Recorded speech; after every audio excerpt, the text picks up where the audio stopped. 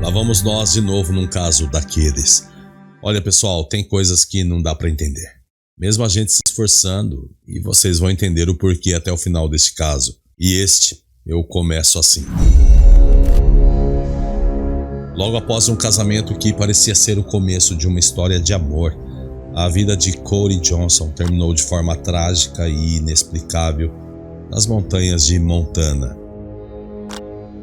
Mas o que teria levado um recém-casado a desaparecer misteriosamente poucos dias após a cerimônia? Um acidente terrível ou algo muito mais sinistro? No caso de hoje da Fatos Criminais, vamos juntos conhecer cada detalhe deste casal jovem que, ao que tudo indica, nem consumaram a união como homem e mulher. Um caso que simplesmente abalou os Estados Unidos, revelando uma sequência de mentiras, traições e uma verdade que ninguém esperava. Se segura aí, esse caso é revelador. E se você é novo aqui no canal, já sabe, se inscreva, ative o sininho para receber as notificações sempre que um novo caso for lançado. Deixe o seu like, compartilhe o caso. Somente o seu comentário é capaz de ajudar o canal a crescer. Me ajuda?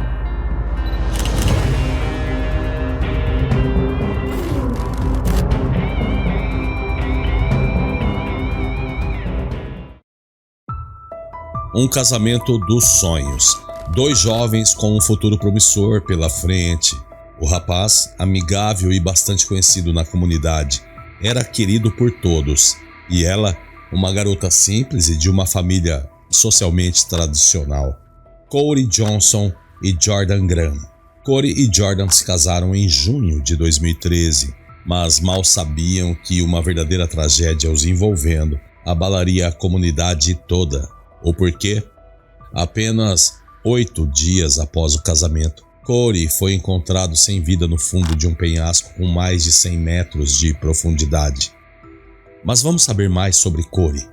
Cory Johnson nasceu no dia 8 de abril em San José, na Califórnia, dos Estados Unidos. Ele cresceu vivendo com a sua mãe, Sherry Johnson, e os dois tinham um relacionamento muito bom.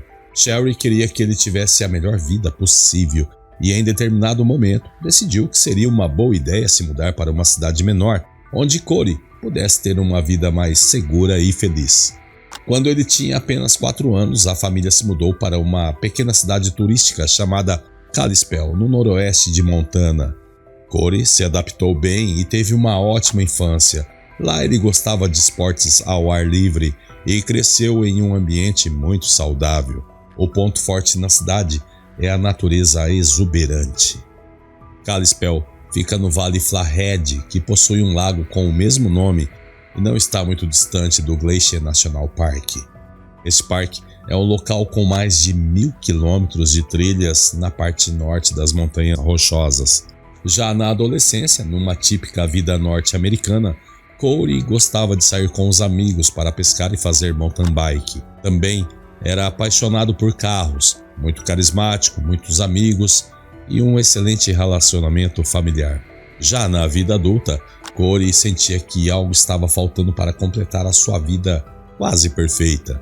Um grande amor, uma mulher com quem pudesse compartilhar sua vida e criar uma família. Tanto que Cory confidenciava aos seus amigos que desejava muito encontrar uma boa moça e que fosse religiosa para realizar o seu sonho. 2011. No ano de 2011, com 23 anos, durante uma festa de Halloween, Cory conheceu uma garota chamada Jordan Lynn Graham. Ela tinha 20 anos. Vamos saber mais sobre ela. Jordan nasceu em 1991. Tímida, introvertida e muito reservada, mas tinha um lado divertido. As pessoas que se propunham a conhecê-la melhor podiam perceber isso. Jordan cresceu em uma família tradicional, com normas e crenças religiosas. Ela acreditava fielmente na fé desde a sua adolescência e desde então trabalhava como babá para diversas famílias da comunidade, e cuidar de crianças era sua paixão. Eis que Cory e Jordan iniciaram uma amizade. Para Cory, parecia que ele havia encontrado a garota dos seus sonhos. Porém, Jordan não tinha pressa em querer um relacionamento, pois buscava um companheiro que fosse tão dedicado à igreja quanto ela. Sendo assim, Cory, que não era tão religioso, decidiu se envolver mais na fé para ficar mais perto da sua amada. Suas investidas deram certo e em novembro de 2011 eles começaram oficialmente a namorar, praticamente um mês depois de se conhecerem. Uma das coisas mais importantes para Jordan era o celibato, ou seja, não ter relações sexuais antes do casamento. Guarde bem essa informação. Corey aceitou essa condição, pois realmente estava apaixonado. O relacionamento fortaleceu e o casal ficou noivo em dezembro de 2012. Os amigos de Corey ficaram surpresos, pois acreditavam que ele não estava tão empenhado em começar um relacionamento para toda a vida. Além disso, muitos afirmavam que nunca haviam visto o casal se beijar ou se abraçar em público. E claro que isso poderia ser apenas por questões religiosas, mas nem de mãos dadas eles eram vistos. O que pode parecer uma situação estranha para um relacionamento que já durava um ano e já levantava inclusive algumas suspeitas. Mas apesar disso, o relacionamento avançava e os preparativos para o casamento estavam a todo vapor. Corey, claro, estava muito animado, aparentemente mais do que a noiva. A data do casamento foi marcada para o dia 29 de junho de 2013 e a vida seguiu apesar dos pesares, e o casal queria que o dia do casamento fosse especial. Corey decidiu até escrever uma música autoral para a primeira dança deles na festa. Eles contrataram uma compositora chamada Elizabeth Sher para ajudar na composição e que também gravaria a canção, e que passou alguns dias com o casal para que juntos pudessem criar a música perfeita. 29 de junho de 2013. Finalmente o grande dia chegou e foi uma linda cerimônia ao ar livre. Eles se casaram na cidade mesmo e enquanto Corey se mostrava muito feliz, o comportamento de Jordan era um pouco estranho, pois ela raramente olhava nos olhos do marido. Após a cerimônia, um detalhe importante. Jordan teria expressado profundo pesar a algumas amigas, comentando que não sabia se estava fazendo a coisa certa. As amigas apenas disseram que era a emoção do momento pelas mudanças que viriam no futuro. Já por outro lado, Corey externava aos amigos que estava muito feliz por ter se casado e que estava ansioso para finalmente consumar seu matrimônio. Mal poderia imaginar ele. O casal passou a primeira noite da lua de mel em Big Four, uma pequena cidade a apenas 30 minutos de carro. Na manhã seguinte, Jordan trocou mensagens de texto com a sua amiga e dama de honra, Kimberly Martinez. E ela escreveu: Já nem sei mais se tudo isso foi certo. Aconteceu muita coisa ontem à noite. Não sei se foi no casamento ou no quarto do hotel. Prefiro conversar pessoalmente, não dá para falar por mensagem. No meio da semana seguinte, o casal retornou à cidade em direção à nova casa, planejando passar um dia juntos. À noite foram à igreja, mas ainda assim algo ainda parecia estranho. Jordan estava desanimada e abatida. No domingo, dia 7 de julho, Corey tinha uma partida de golfe com os amigos, mas acabou cancelando para passar o dia com a sua então esposa. Por volta das 17 horas, o casal e alguns amigos foram lanchar no Dairy Queen, onde ficaram até as 20 horas. Depois disso, cada um foi para a sua casa. Na segunda-feira, Corey deveria voltar ao trabalho, mas não apareceu. Seu chefe, amigo e padrinho de casamento, Cameron, ficou preocupado com esse comportamento, pois Corey sempre era um dos primeiros a chegar. Além disso, ele não avisou que iria se atrasar, muito menos faltar. Cameron decidiu ligar para Corey, mas ninguém atendeu. No decorrer do dia, ele continuou sem notícias e nem Corey nem Jordan apareceram em lugar algum.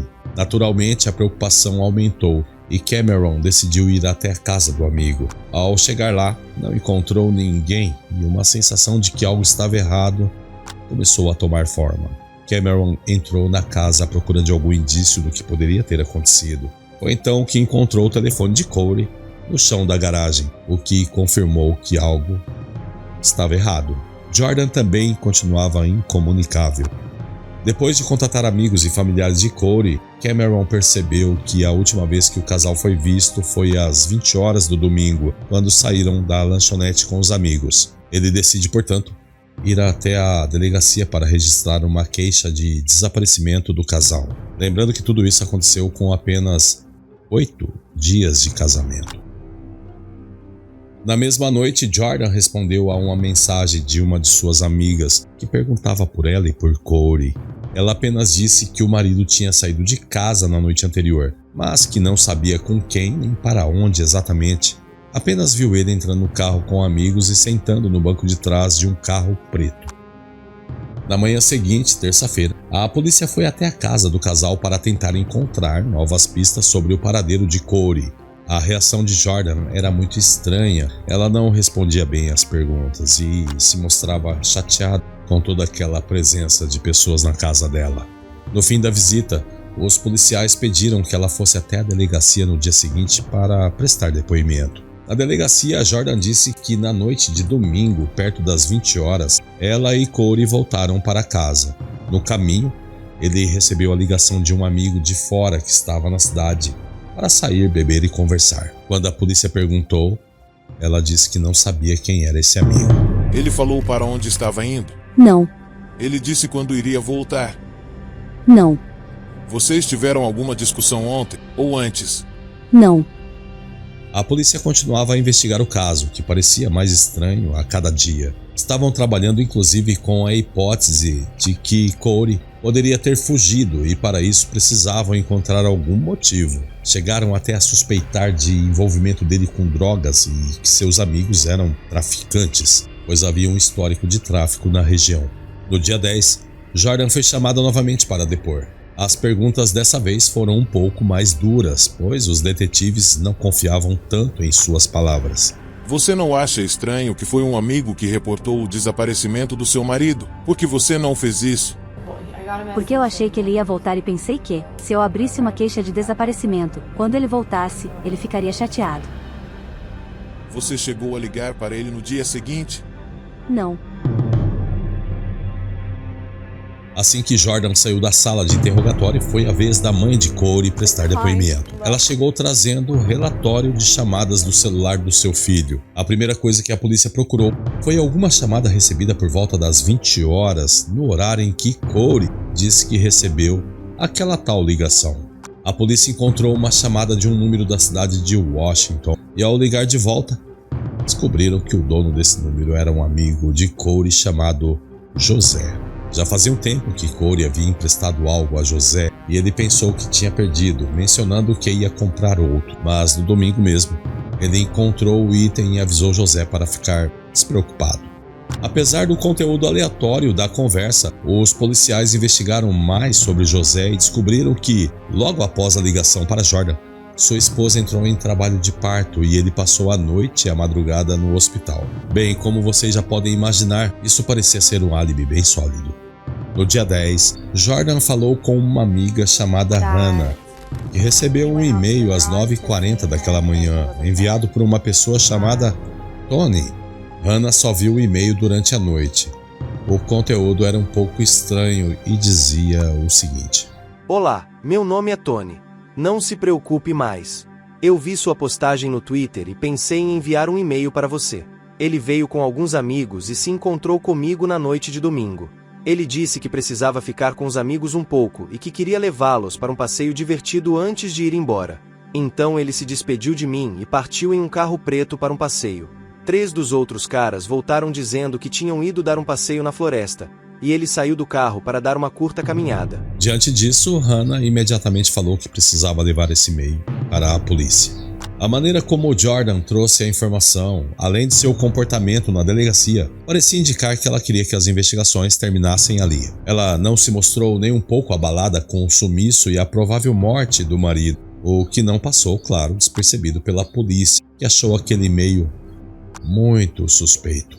Os policiais ficaram com uma cópia das informações para enviar ao setor de investigações e identificar a origem da mensagem sobre o parque. Eles precisavam averiguar o local de qualquer maneira, mas não sabiam nem por onde começar, já que o parque possuía mais de 1.000 quilômetros de trilhas acessíveis. Jordan e sua amiga Hannah decidiram juntas ir até o parque para tentar encontrar algo. No entanto, durante o trajeto, Hannah se surpreendeu com a reação de Jordan. Ela dirigia sorrindo com um braço para fora da janela do carro, sentindo o vento, sem demonstrar qualquer sinal de preocupação com o que poderiam encontrar. Mas como já era tarde, Jordan e Hannah não ficaram muito tempo no parque e voltaram para casa sem nenhum achado. Na quinta-feira, dia 11, alguns amigos decidiram ir ao parque junto com Jordan para uma nova busca, e algo surpreendente aconteceria. No trajeto subindo a montanha, algo estranho aconteceu. Os amigos sugeriram pararem um local para começarem a procurar, mas Jordan recusou, dizendo que deviam continuar a subida, pois sentia que Corey não estava ali. Eles subiram até praticamente o topo, no limite de acesso a carros, e quando chegaram ao estacionamento, Jordan saiu do automóvel e disse: Esse é um lugar muito especial para mim e para Cole. Se ele estiver em algum lugar desse parque, com certeza ele está por aqui. O local para onde Jordan começou a levar os amigos era muito íngreme e perigoso. Durante o caminho, ela começou a dizer que sentia a presença de um Espírito Santo a guiando pelo caminho correto e que com certeza Corey estaria por ali. Os amigos trocaram olhares meio que sem entender nada. E foi quando, à beira do penhasco, Jordan apontou para baixo e disse que Corey estava lá. Os amigos, sem acreditar muito, começaram a olhar e alguns segundos depois perceberam de fato a presença de um corpo a quase 100 metros abaixo no penhasco. Pessoal, só uma pergunta para testar a percepção de vocês, mas a resposta tem que ser agora, nesse momento, antes de seguir com o caso. Você arriscaria dizer que Jordan teria empurrado o próprio marido nesse penhasco? Vamos ver isso agora.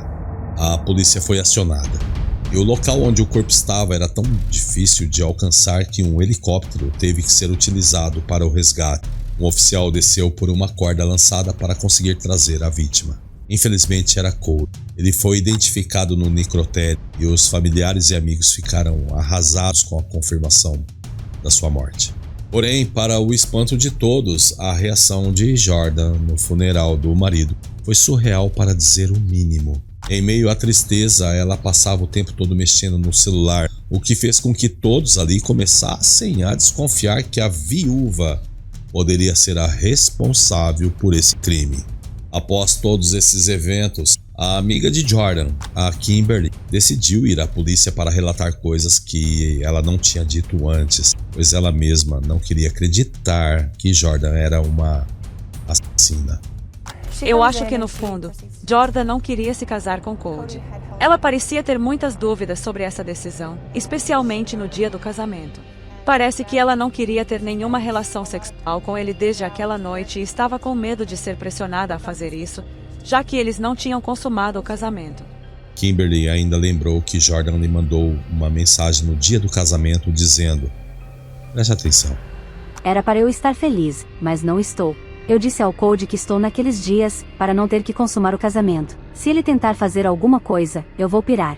Você precisa conversar com ele. Ele é seu marido agora. Fala como se sente. Ele vai entender.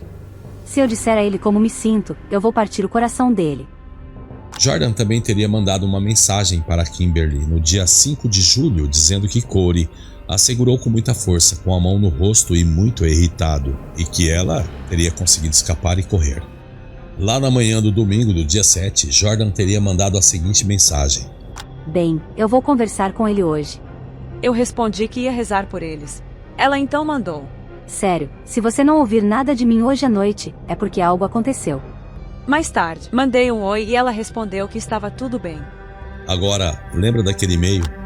Pois bem, após o velório e esse depoimento, saiu o resultado da polícia em relação ao rastreamento do e-mail enviado pelo tal de Tony. Esse e-mail foi enviado pelo computador do padrasto de Jordan e posteriormente descobriram que Jordan estava na casa dele no exato momento em que a mensagem foi enviada. A conta do e-mail foi criada minutos antes do envio daquela mensagem. Além disso, as torres de celulares indicaram que o casal esteve no parque naquela noite, exatamente às 9h17. Com essa informação, a polícia analisou as câmeras de segurança do estacionamento e rapidamente identificou os dois chegando ao parque na noite em que Corey desapareceu. Isso tudo traria a resposta necessária para a situação estranha em que Jordan não sabia exatamente onde o marido estava no meio daquele imenso parque montanhoso. O caso acabou sendo passado para o FBI, uma vez que o parque estava sob jurisdição federal, incluindo todas as provas substanciais encontradas. Julho.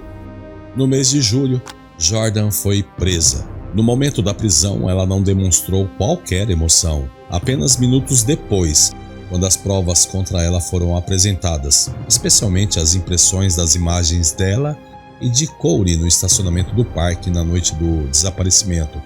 Nesse momento, ela desabou em lágrimas. Quando se acalmou, Jordan começou a dar uma nova versão dos fatos. Eu não estava feliz com aquele casamento e decidi contar para ele. A gente acabou brigando feio, mas depois decidimos dar um tempo e ir ao parque para relaxar. A gente adorava ir para aquele lugar. Lá, começamos a caminhar e a conversar, mas acabamos brigando de novo. Cody começou a gritar muito alto comigo e me segurou com força pelo braço. Eu pensei comigo mesma: não, eu não vou deixar isso acontecer de novo. Então, me defendi e empurrei ele. Ele caiu e eu fui para casa. No caminho, sabia que seria acusada do que fiz, por isso, tive que dar um tempo para mim mesma. Na segunda, sumi e fiquei pensando no que contar para as pessoas para que não desconfiassem de mim, mas me perdi. Eu não premeditei fazer isso. Foi só um acidente. Jordan permaneceu presa enquanto aguardava o julgamento, mas seus advogados entraram com um pedido informando que o caso a ser julgado era um problema passional e que possivelmente a morte da vítima foi causada por um acidente e que, devido a isso, a acusada não representava risco à sociedade. E assim, no dia 9 de setembro, esse pedido foi aceito e Jordan foi liberado da reclusão, usando uma tornozeleira eletrônica que a manteria em prisão domiciliar até a data do julgamento. Isso revoltou praticamente todos os amigos e familiares de Corey. Mas um mês depois, Jordan foi indiciada por homicídio e voltou à prisão. O julgamento teve início em dezembro de 2013, 5 meses após o fato, e no dia 12, sabendo do risco de pegar uma pena muito grande, ela alterou seu depoimento, deixou de afirmar sua inocência e passou a se declarar culpada. O que eu fiz foi imprudente, mas foi um acidente. Eu não percebi direito onde estávamos e quão perigoso era aquele lugar. Eu apenas reagi para me defender. Foi tudo um erro, mas compreendo as consequências dos meus atos e me declaro culpada. O julgamento acabou não sendo difícil para a acusação, e a defesa não tinha muitos argumentos, além de alegar que a réia estava agindo em legítima defesa. Todas as mentiras que ela vinha contando para amigos, familiares e inclusive a polícia não ajudaram em nada na sua defesa. E assim, acabou que no ano seguinte, no dia 27 de março de 2014, Jordan foi condenada a 30 anos de prisão sem direito à liberdade condicional. Bem, ela nunca mostrou qualquer sentimento de remorso e nunca chegou a pedir desculpas a qualquer membro da família de Corey Jones, e buscava conhecer uma mulher especial para constituir uma família. Acabou se casando com alguém que provavelmente tinha questões pessoais não resolvidas e que foi a responsável por tirar sua vida apenas 8 dias após o casamento. Tem coisas que não dá para entender. Por que casou então? Ao que tudo indica, o rapaz, o Corey, era um cara legal, do bem, uma pessoa boa. Para quê? E por que fazer isso? Triste. É o mínimo que eu posso dizer. Não sei vocês. Amigos, não sai ainda. Temos mais de 2 dezenas de casos reais incríveis aqui no canal. É só dar uma maratonada aí na playlist. E se você gosta de True Crime e quer acompanhar outros casos intrigantes, não se esqueça de se inscrever no canal, deixar o seu like, compartilhar este caso e um comentário, que é muito importante. Muito obrigado. Até o próximo Fatos Criminais. Até lá.